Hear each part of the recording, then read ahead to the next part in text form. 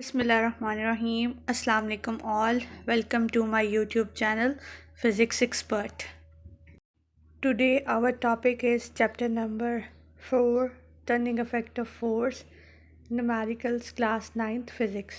आज का topic start करने से पहले मैं इतना ही कहूँगी कि अगर आप मेरे चैनल पे न्यू हैं तो kindly subscribe my YouTube channel and press the bell icon, ताकि आपको मेरी वीडियोस की नोटिफिकेशन मिलती रहे और आप इसी तरह मेरे चैनल के साथ जुड़े रहें और फिज़िक्स को सीखें। इसके साथ साथ मैं आपसे इतना ही कहूँगी कि आप लोग काइंडली मेरी important short questions and long question की वीडियोस को ज़रूर देखें। ये 9th क्लास के लिए बहुत ज़्यादा इंपॉर्टेंट है।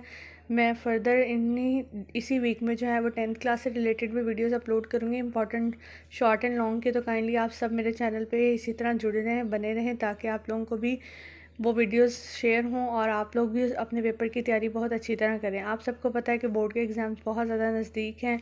उम्मीद करती हूँ कि आप सब के लिए जो है मेरी वीडियोस बहुत ज़्यादा हेल्पफुल साबित हो रही होंगी। इसी तरह मैं आप सबके लिए न्यू मटेरियल लेती आऊँगी, टॉपिक वाइज लेक्चर्स पे काम कर रही हूँ, तो ताकि आप लोगों को ईजीली सब कुछ ईजी वे में समझ आ जाए। Now I will start our topic numerical 4.1. Find the resultant of the following forces: 10 Newton along x-axis, 6 Newton along y-axis and 4 Newton along negative x-axis। तो वो हमने फाइंड क्या करना है, मैग्नीट्यूड और इसकी डायरेक्शन को।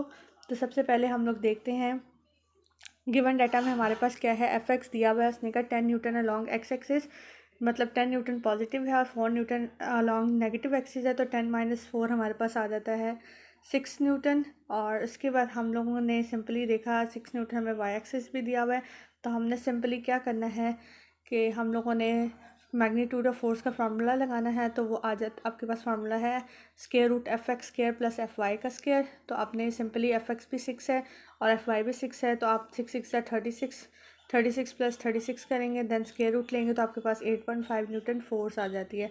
और अगर आप एंगल की बात करें तो उसका फार्मूला है theta is equal to tangent inverse F Y over F X, और theta is equal to tangent inverse 6/6, तो ये आपके पास 1 आता है। तो आपको पता है टेंजेंट इनवर्स 1 किसके इक्वल होता है, 45 डिग्री के। तो ये आपका न्यूमेरिकल था जिसमें आपने याद रखना है आपके पास दो फार्मूलाज यूज़ हुए हैं। एक आपके पास मैग्नीट्यूड ऑफ फोर्स का फार्मूला यूज़ हुआ है जो है स्क्वायर रूट एफ एक्स का स्क्वायर प्लस एफ वाई का स्क्वायर, और उसके साथ आपके पास फार्मूला यूज़ हुआ है डायरेक्शन के लिए जो थीटा का है, tangent inverse -1 F Y over F X. ठीक है, ये चीज़ आपने याद रखनी है, ये बहुत ज़्यादा इंपॉर्टेंट है फार्मूलाज। ना फर्दर आपके पास 4.2 न्यूमेरिकल है कि find the perpendicular components of the force of 50 Newton making an angle of 30 degree with x axis. अब आपने फिर परपेंडिकुलर कंपोनेंट्स फाइंड करने हैं जो आपको पता है एफ एक्स और एफ वाई है, जिसमें उसने कहा है कि आपके पास फोर्स दी है 50 न्यूटन और एंगल आपको दिया हुआ है 30 डिग्री विद एक्स एक्सिस के साथ दिया हुआ। तो अब आपने एफ एक्स और एफ वाई फाइंड करना है। गिवन डाटा में फोर्स भी दी हुई है और एंगल भी।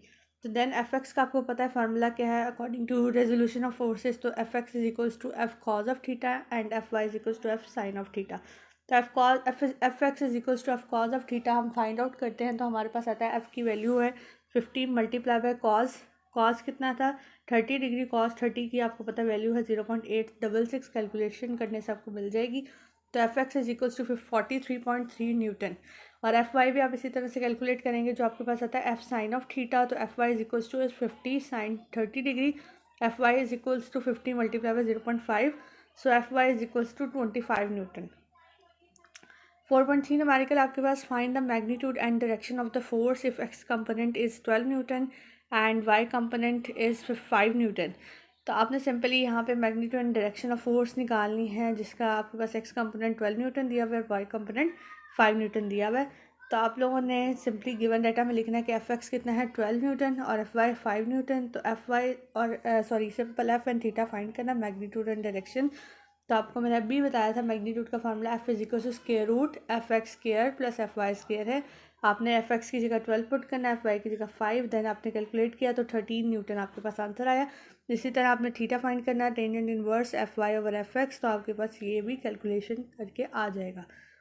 नाउ फर्दर आपके पास है 4.4 force of 100 Newton is applied perpendicular on a spanner at a distance of 10 centimeter from a nut. Find the torque produced by the force. आपने सिंपली टॉर्क फाइंड करना है, आपको फोर्स और are या simple जो एल है वो दिया गया है। तो आपने क्या करना है, गिवन डाटा में लिखना है कि F is equals to 100 newton, R is equals to 10 centimetre. 10 centimetre था, इसको मीटर में किया तो 0.1 मीटर आया।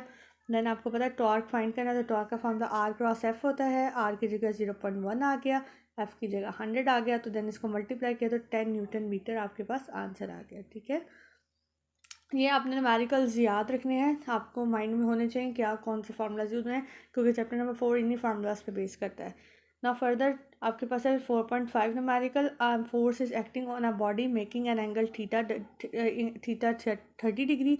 तो with the horizontal component of the force is 20 newton, find the force. अब आपको एंगल भी गिवन है और आपको साथ एफ एक्स भी गिवन है, तो आपने एफ़ निकालना है। तो आपने क्या लिखना है, F X is equals to F cos of theta. तो यहाँ से आप एफ़ निकाल सकते हैं, F X over cos theta करके। एफ एक्स की वैल्यू कितनी थी 20 न्यूटन और थीटा की वैल्यू थी 30 डिग्री।